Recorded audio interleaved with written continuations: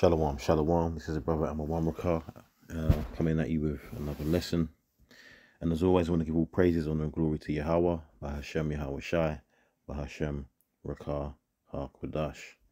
And as always, double honors to the apostles and elder bishops of Great Millstone who teach well and teach the truth. And peace and blessings to the elect, the 144,000, singing, the same song, man, which is, most important. So what I want to do is just do a quick lesson on, not really about, I'm going to mention his name in a minute, not really about this person, but just the actions of this person, man. I'm talking about Vocab Malone, all right? And this is not, I don't want to use this man's name too often because I don't want to garner, his, his fanatics. I don't want to draw their attention. All right. But at the end of the day, that's what he's about. It's about attention for that man. All right. He's not doing anything for the truth. He's doing it all for attention, for views, for likes, and for and monetary gains, man. All right. He's not about the truth, because if he was, he wouldn't be wasting his time trying to have all these debates with the apostles and other elder bishops and other camps out there that aren't of GMS, all right? He wouldn't be out there trying to dispute the fact that we are the sons of the living power, all right? He would just teach what he's got to teach, what he believes in, right? Because we're not out there going around trying to find him or people like him to dispute what they believe, man. If they want to believe what they want to believe, that's on them, man. We know what we believe, man. We know who we worship, man. Right? As the scripture says. He doesn't know who he worships, man. All these, and as brothers always say, he's probably, there's no proof, so that's why I say probably. He's probably an agent, all right? This man's got money to fly around the world trying to dispute. He could be flying around the world to preach his false ministry, man. But he chooses to do it, to try and dispute what we're saying, because ultimately he's set up. Well, I'll say he's probably set up, right? He's probably set up. And another thing is, he's the perfect candidate if he is set up, because he can't stand what the truth entails. And the truth entails so-called blacks, Latinos, and Native Americans being the sons of the Most High, the sons of the living power, man. The sons of Yasha'Allah, man. All right. So he's always trying to dispute that. And you go on his YouTube channel and it'll be like, yeah, he'll say he'll have controversial titles like Black Hebrew Israelites destroyed. He's never destroyed. Like, he might have destroyed some guys that are on the outskirts that don't really have the knowledge or have their knowledge up, right, per se, but he's never destroyed GMS, man. He can't do that because we come with the 100% truth. And those days of debating are over. So anyway, let's just get some scriptures, man, just surrounding this guy and his whole MO, man. So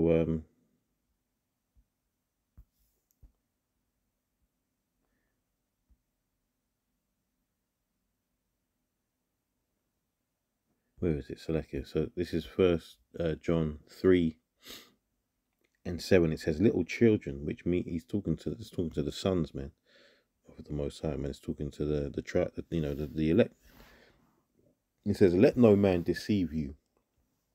He that doeth righteousness is righteous,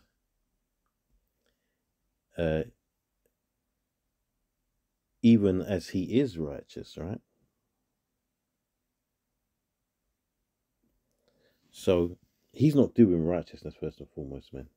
All right, he's not doing what he's doing is not righteous, man. All right, of course you're supposed to contend for the faith, man. You're supposed to defend the gospel, right? But that's not what he's doing, man. All right.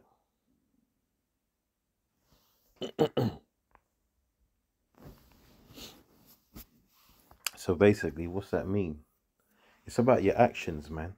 And like, it goes to show you the type of people that are following him.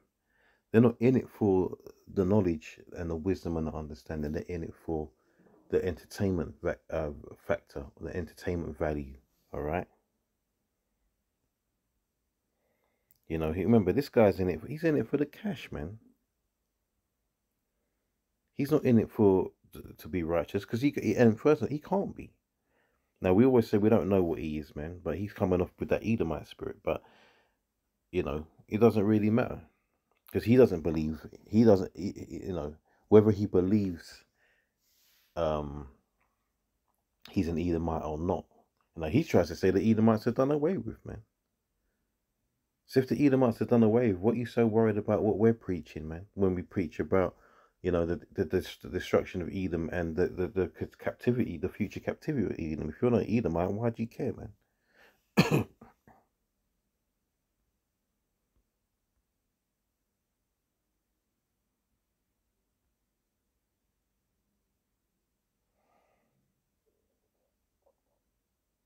Right, Proverbs 22. I'm just going to grab a few scriptures about this guy. Proverbs 22:10 says, "Cast out the scorner, and contention shall go out. Yea, strife and reproach shall cease." So he's a scorner, man. He's a scoffer and a scorner. He's a scoffer because he comes against what we're saying, and that's all he. It's like that's all he lives for, man. He teams up with other so-called apologists, Christian apologists, and you know, they have to have their little debates on about us. You know, spends his every waking hour, man. It's like we're living in his head rent free, right? But as yesterday, we was at Camp Brothers in across London doing their camps and whatnot. And this guy's trying to come to the camps, man. He's trying to find out where the camps are, so he can come and call and you know, do his scorning, man, and bring about his contention, man. But we're not about that. We know we're out there to edify, man. He's not about edification, all right. He's about confusion, and he's got Israelites, real Israelites, man, so-called Blacks, Latinos, and Native Americans, and probably some of that look like the heathens that are listening to him, man. That they would rather listen to him than us telling them that they are the children of the Most High and salvation is for them and them alone, and the Lord is only dealing with them.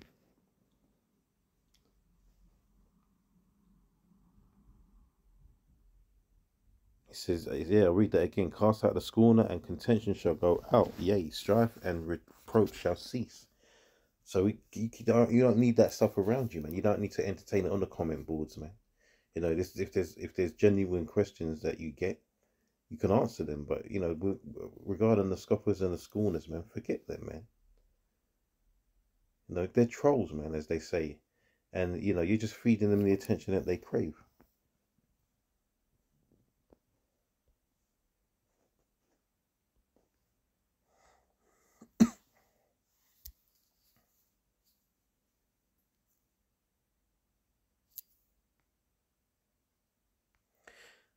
So Ephesians 5:6 says, "Let no man deceive you with vain words, because of these things cometh the wrath of Yahweh upon the children of disobedience. Be not ye therefore partakers with them." Right. So even you know, just avoiding that kind of behavior, man. All right. And that's just that deception that he wants to bring about. You know, what does he really think he can do? You know, does he really think he can come around and sway us from the truth? You know, convince us that we're wrong? That's impossible, man. But let me get a quick one. I can't remember what it is. Let me see if I can.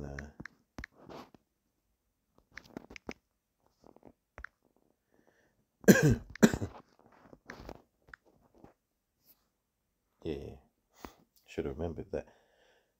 Matthew 24:24 says, "For there shall arise false Hamashiachs and false prophets." Right? He's a false prophet, man. All right. What does he what does he really prophesy? What does he really prophesy, man? This man talks about hell like it's a place. All right. He talks about how everyone can be saved. The kingdom is not for everybody. Right. It says, and shall show great signs and wonders, insomuch that if it were possible, they shall deceive the very elect. He can't deceive us. Right? We cannot be deceived. We're steadfast in what we believe. Right? We're not being swayed, as the scripture said, to and fro with every wind of doctrine, man. So what's the point, man? I don't even think he understands how deep this thing really is. All right. And let's say he is set up, for example. He doesn't really realize if he's being used as a tool, does he really understand the reasons why? They're trying to destroy the truth, right? Him taking money for whatever it is he's doing. I'm not saying he is, because I don't know for sure. This is this is what we believe, but we could be, we could be wrong, just to put that out there. All right. But he's coming across like he's an agent, sellout, man. There's plenty of preachers out there that have heard this doctrine of ours and not decided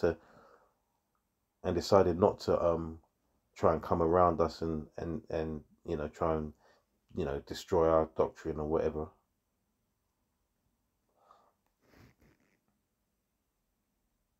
It says, if it were possible, they shall deceive the very elect. But like I said, that's impossible, man. And like I was actually just going into, this is about the dough. All right.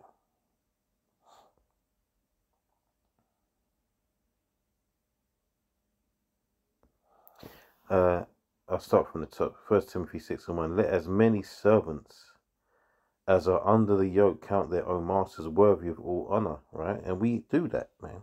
And I'm talking about the apostles, man. All right, men that he's encountered before and tried to, destroy what they've been teaching, and he's never been able to do that, and he can't even understand what they say anyway. It's because it's not for him to understand. He hasn't been given the knowledge, right? It says that the name of Yahweh and his doctrine be not blasphemed. He's trying to come against the doctrine and trying to cause, trying to bring about blasphemy, man. And they that have believing masters, let them not despise them because they are brethren, but rather do them service because they are faithful and beloved partakers of the benefit. These things teach and exhort. If any man teach otherwise, and consent not to wholesome words, even the words of our Lord Yahweh Shai HaMashiach, and to the doctrine which is according to godliness, he is proud, knowing nothing, but doting about questions and strifes of words, right? Because he always tries to play semantics as well, all right, with the way we say things. They want to accuse us of certain things, which I won't go into right now, right? But yeah, man. Let me read it again. It says, he's proud, knowing nothing, but doting about questions and strifes of words, whereof cometh envy, strife, railings, evil surmisings, perverse disputings of men of corrupt minds, and destitute of the truth. He's destitute of the truth. He will never understand it, man. Supposing that gain is godliness, from such withdraw thyself, because, like I said, he's getting paid, man. This man does big shows. Remember this guy, I don't know if he's still doing it. He used to be a Christian rapper, man. That's not in the scriptures, man. All right, we aren't meant to be out there rapping. That's worldly, man. Right, regardless of whether you listen to whatever you listen to in your private time, yeah, bringing that into the doctrine is going off.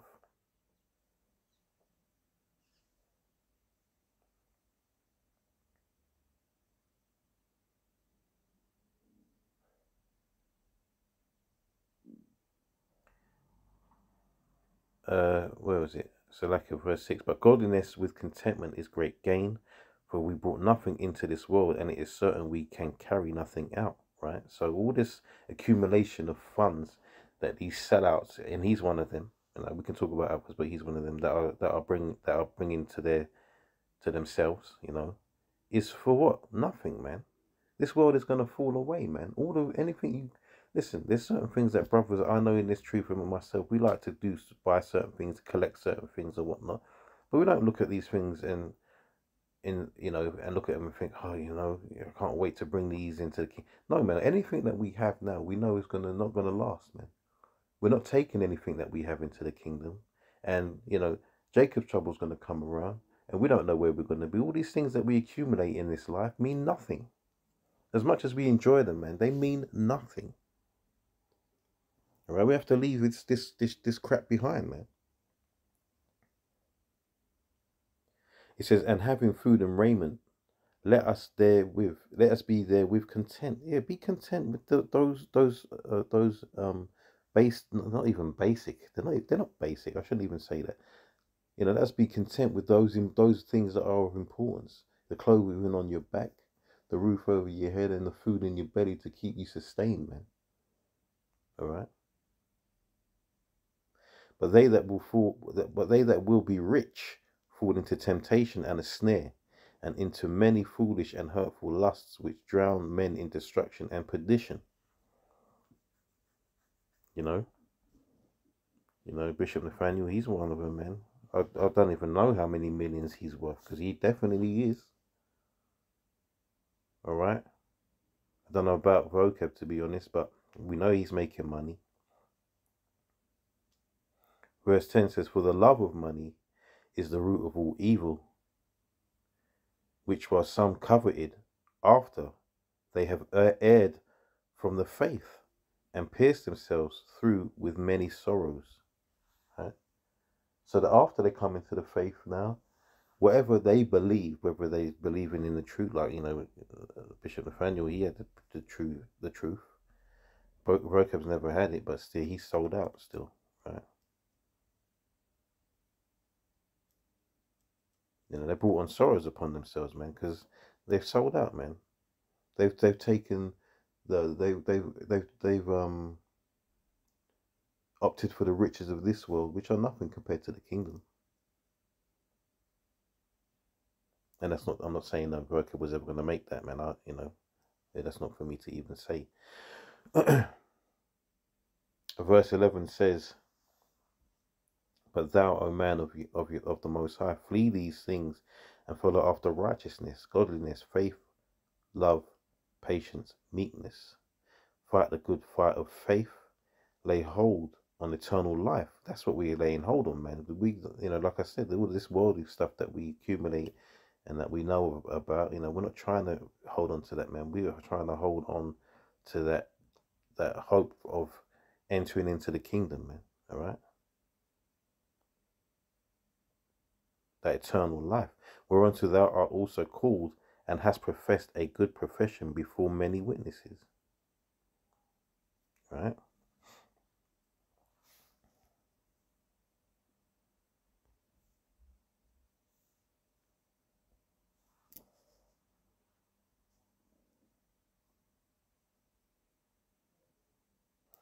Ecclesiastes 5:10 says, he that loveth silver shall not be satisfied with silver, nor he that loveth abundance with increase.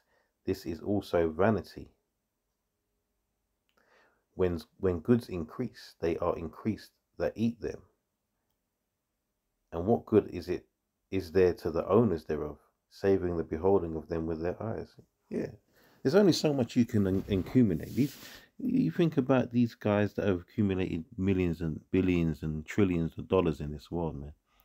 There's only so much you can do with so much money, so much riches, man. All right, in this world, we're gonna be living good, man. We're gonna be bountiful and wealthy and healthy in the kingdom, man.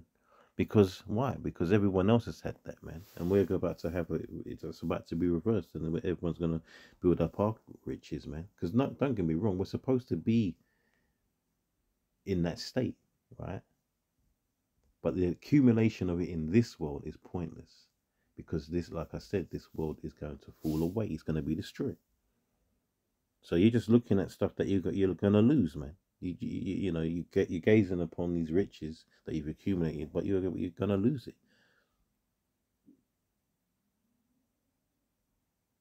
right? Verse 12 says, "The sleep of a laboring man is sweet, whether he eat little or much, but the abundance of the rich will not suffer him to sleep." They don't work hard for their money, man. Everybody else does it for them. You still think, what are these elites doing? They just wake up out of bed and plan how much wickedness they're going to do in the daytime, man, and in the nighttime as well. Verse 13 says, "There is a sore evil which I've seen under the sun, namely riches kept for the owners thereof to their hurt."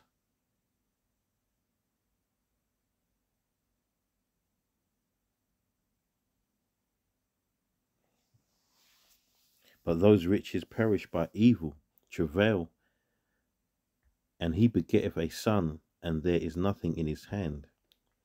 As he came forth of his mother's womb, naked shall he return to go as he came, and shall take nothing of his labor, which he may carry away in his hand. Right? So, like, we've gone into that.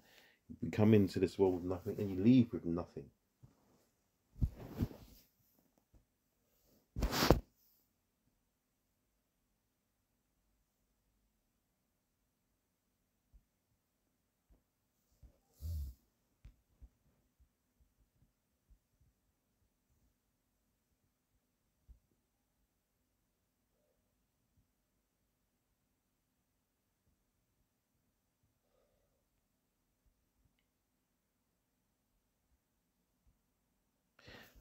Where was I gonna get? I'll just get this quick one. James 3 and 16 says, "For where envying and strife is, there is confusion and every evil work." Because he is envious, man. He probably in his heart of hearts really does actually believe that we are who we say we are, man. So his only other option now is to destroy that, just like the elites, man. They're doing their best to destroy us, or they will do in the future, because they know it's the truth. And they are envious, man. Remember, Esau sold his birthright, man, right? And afterwards he sought it with tears, man. But it's too late. Your birthright now, yeah, is on this earth, right? The riches of this earth, but your inheritance is captivity, of the Israelites, man. And then what? Your destruction, man. So you really ain't got much to live for. So the next best thing for these guys to do is to try and destroy us. But they can't.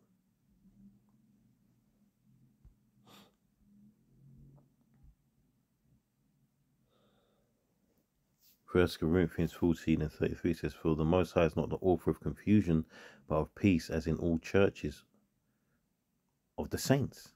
Right? So no matter what he tries to do, he can't come and bring about any confusion in our ranks, man. All right? We're too rooted, man. We're too rooted. And we see right through him, man. We see right through his schemes. All right? We see right through his schemes, man.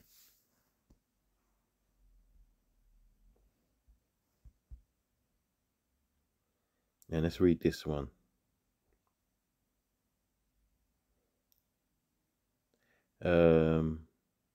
Colossians 2 and 6 says, "As ye have therefore received Hamashiach Yahushua the Lord, so walk ye in him, rooted and built up in him, and established in the faith as ye have been taught, abounding therein with thanksgiving."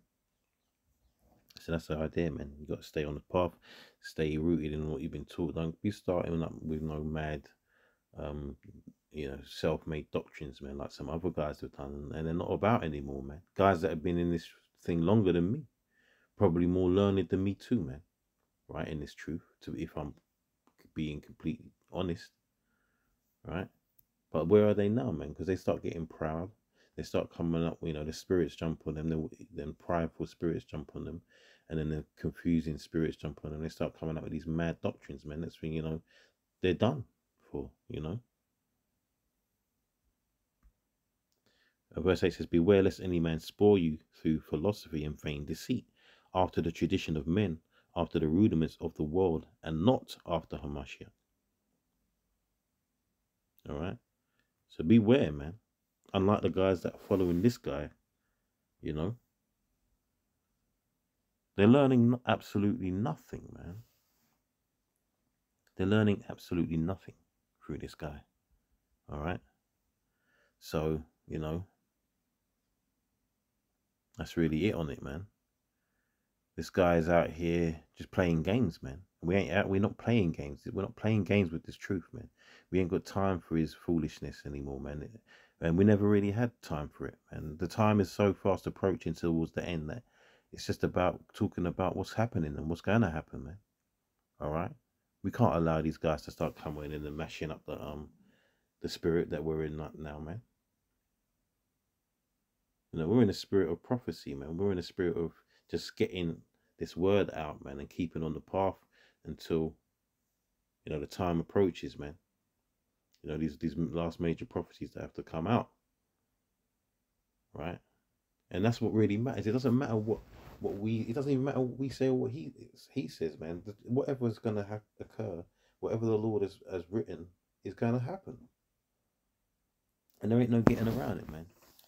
So anyway, you know, Lord willing, that was edifying. I said it was going to be a short one, but I went on a bit longer than I anticipated.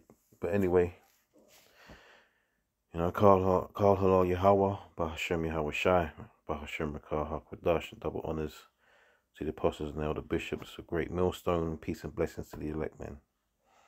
Shalom.